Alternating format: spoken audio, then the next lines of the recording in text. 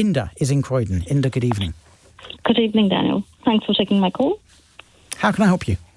So, private school has filed a claim against me in August 2025, saying that I owe them one-term fees. My son has left the school in May 2019, and they've been saying that they've been sending me emails, but they've been sending it to the inactive email account, and they've not contacted me via any phone or by post.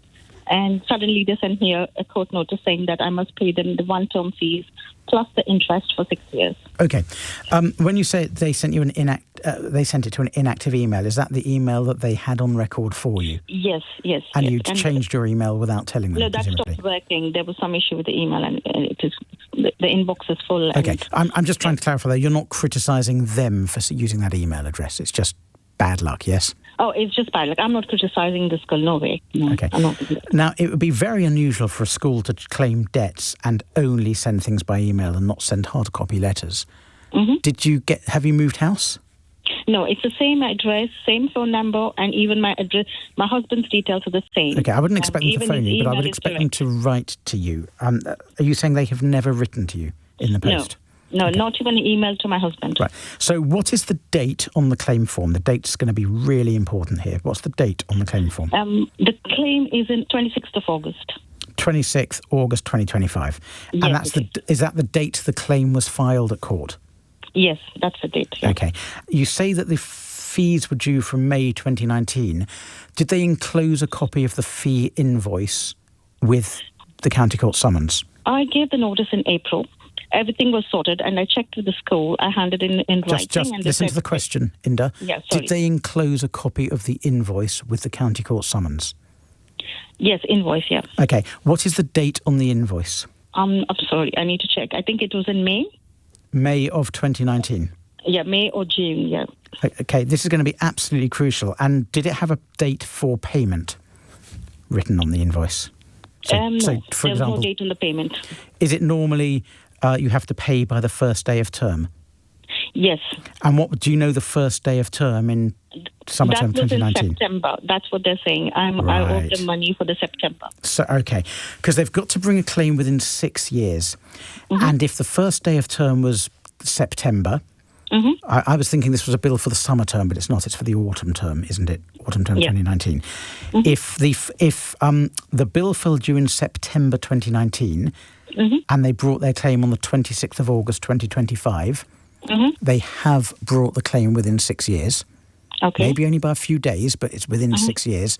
Okay. And it's therefore a valid claim. They're entitled to pursue it, mm-hmm. assuming they're entitled to the money in the first place.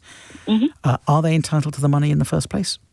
No, they're not, because they've never contacted me. No, that's not a reason why they're not entitled to it.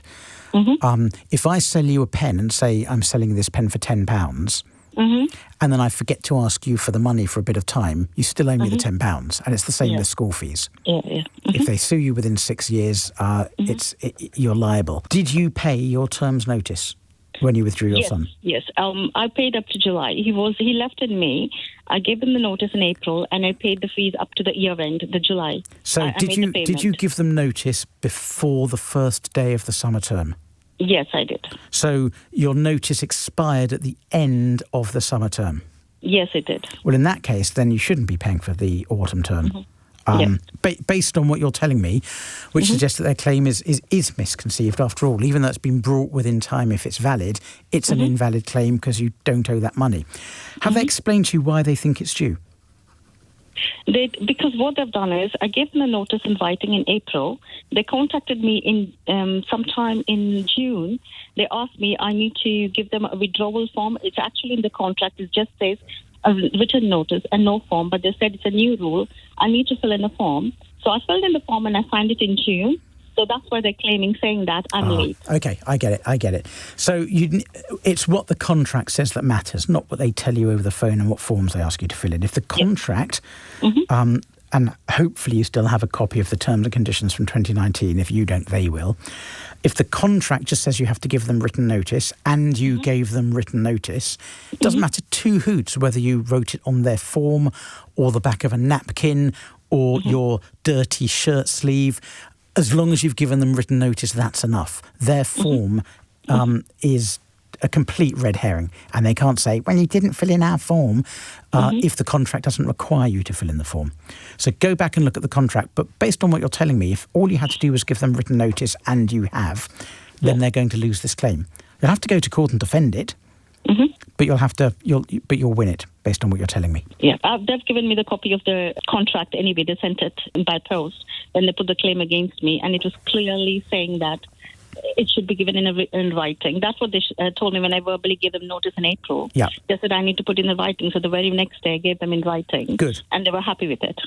In April? Yeah, in April itself, yeah. Good.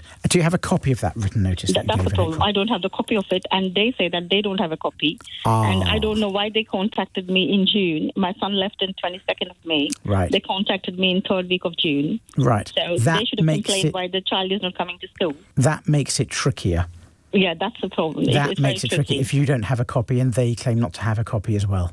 Because I just wrote it and I just handed over in the office. And I don't know if they misplaced it. And they didn't.